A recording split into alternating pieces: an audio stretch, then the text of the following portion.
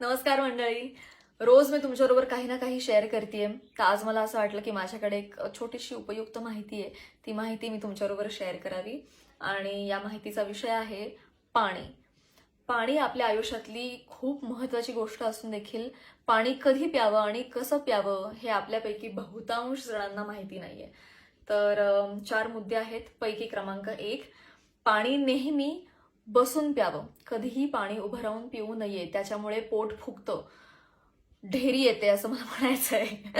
किंवा उभं राहून पाणी प्यायल्यामुळे गुडघेदुखी, टाचदुखी सुरू होते.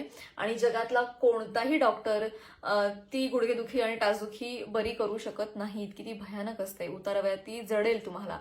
पेक्षा आतापासूनच काळजी घ्या. पाणी नेहमी, लोक हसले तरी देखील चालेल, पण बसूनच पाणी प्या. ओके. क्रमांक 2, पाणी कधी प्यावं? तर सकाळी उठल्या उठल्या चूळ न भरता आणि ब्रश न करता पाणी प्यावं.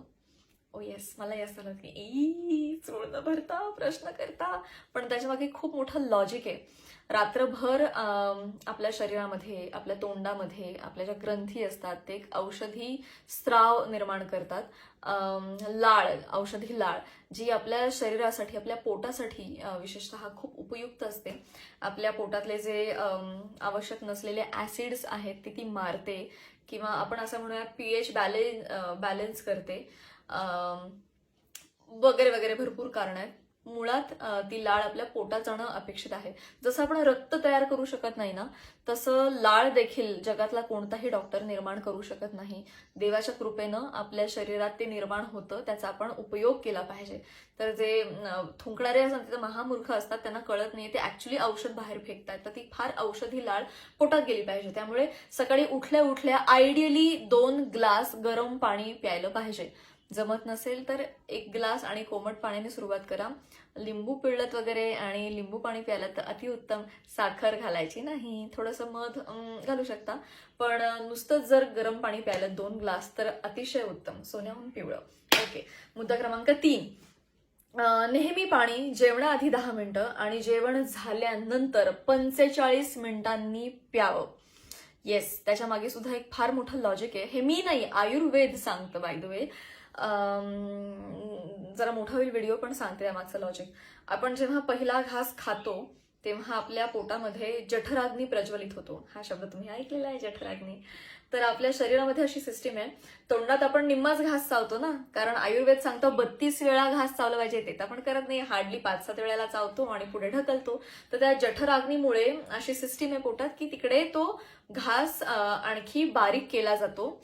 त्याची कोलगेट सारखी पेस्ट होते, ती शरीरभर जाते आणि मग आपलं रक्त, बोन्स त्या पेस्टमधले आवश्यक अन्न घटक, विटामिन्स, प्रोटीन्स शोषून घेतात आणि मग राहिलेला चोथा विष्ठेवाटे बाहेर पडतो. विष्ठा वगैरे बोलते. ओके. तर आपण काय करतो मूर्खपणा, जेवला जेवला लगेचच ग्लासभर वगैरे पाणी पितो. त्यामुळे होतं काय की तो जठराग्नी लगेचच विझतो. आयडियली घास खाल्ल्यापासून तो जठराग्नी सुरू होतो आणि हे कार्य जेवण झाल्यानंतर 30-40 मिनिटं चालू राहतं, अन्न बारीक होण्याचं. तर आपण जेवण झाल्यावर लगेचच पाणी प्यायल्यामुळे जठराग्नी बंद पडतो, त्यामुळे ते अन्न घटक नीट बारीक होत नाही, त्याची पेस्ट होत नाही. तर ते असेच मोठे मोठे तुकडे राहतात, त्यामुळे ते शरीरभर जाऊ शकत नाही.